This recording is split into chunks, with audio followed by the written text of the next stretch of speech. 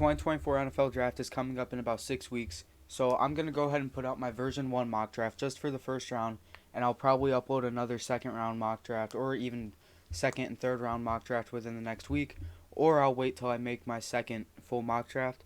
Now, the Lions did just sign a guard, and that might mess up my draft a little bit, but I'm still going to go ahead and record this and put it out, so let's just hop into the draft.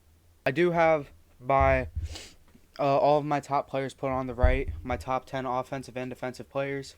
So that's just where I stand on that. And let's just get into it. So the Bears at number 1, it's Caleb Williams. And now it's 100% official with the Justin Fields trade. And I think that the Commies at number 2, the Commanders at number 2, are going to take Drake May. I have him a little bit ahead of Daniels, but I could see this being flip-flop between May and Daniels. They're both very similar players. May might have a little more upside, and it's just slightly younger. But so with the Commanders taking May, Patriots, I say they stick and pick. I've seen some mock drafts where they trade back, but I think it makes more sense for them right now to go ahead and take Jaden Daniels at the 3 spot.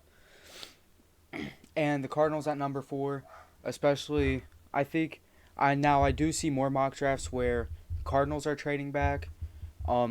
Really, these next 4 picks, the Cardinals, Chargers, Giants, and Titans, I could see them all trading back. A lot of teams have the Vikings jumping up, but I don't really see that happening. I know that there's a lot of hype on McCarthy, and he's my QB5 in the draft. Even though I do think he'll be taken higher just because of that upside and that raw talent, he's still my QB5, and he is a very good player, but I don't think a team's going to jump up for him unless they truly get scared that another team might be trying to take him or jump up for him. But at 4, Cardinals are going to stick and pick with Harrison. I have the Chargers at 5. I say they take receiver. I think that it's just, especially losing Mike Williams and Keenan Allen, I think they kind of have to. So at number 5, I have the Chargers taking Malik Neighbors. The Giants, I think it makes more sense for them to give Evan Neal another year and not to take tackle yet. So I think they're going to take a Dunes. The Titans, I'm going to have them take Joe Walt, help bulk up that protection for Will Levis. And they did just sign receiver, so I don't think they need a draft there. And I have the Titans taking Dallas Turner. I think he's going to be very good. He's a great edge rusher, and I think that that's really going to be what helps the Falcons out. And they're looking like a scary team from what they've done in the offseason. Now the Bears here, I have them taking Jared Verse. I think they could bulk up on edge rusher, and I think he's the right guy for them to take. And I think that he's really going to strengthen that Bears team. And that Bears team could be very scary as well. I'd expect them to make the playoffs too. The Jets, I have them taking Brock Bowers. They don't really have a strong tight end right now. And I think there's still a couple good linemen that they can go for in free agency.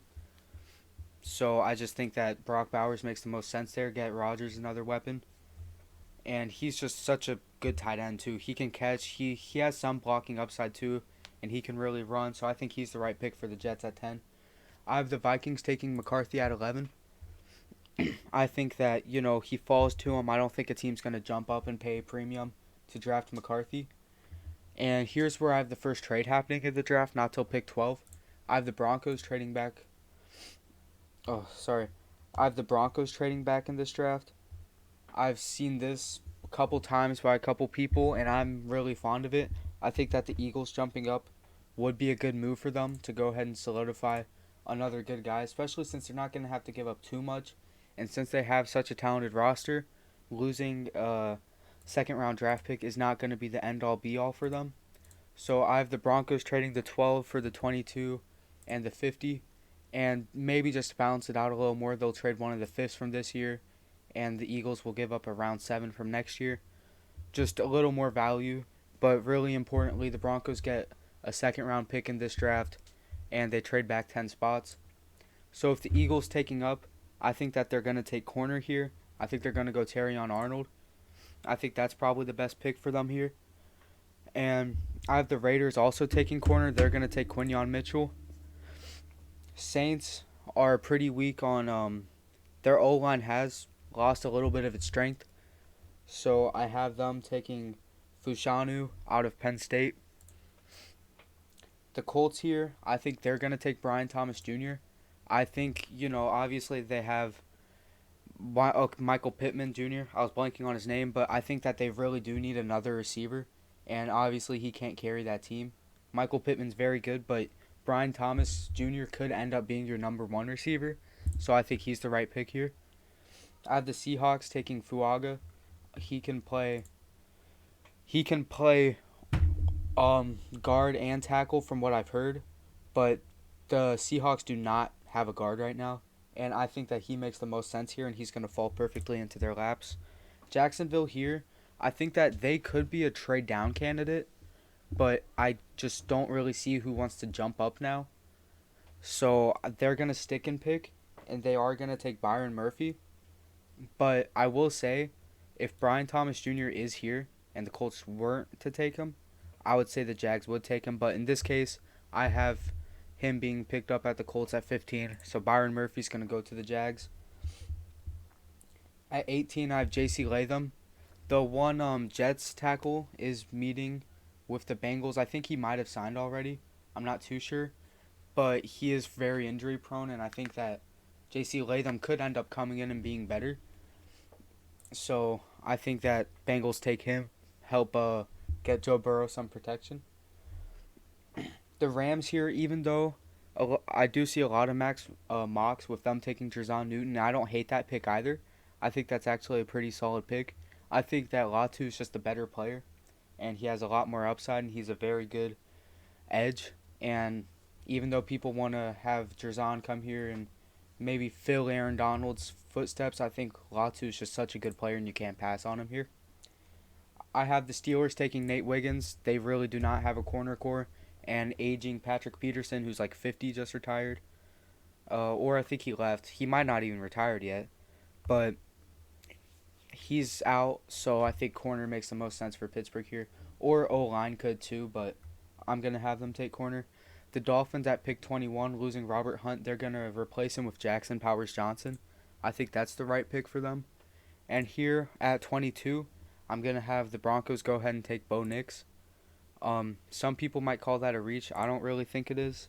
I think that that's a good spot for him to go.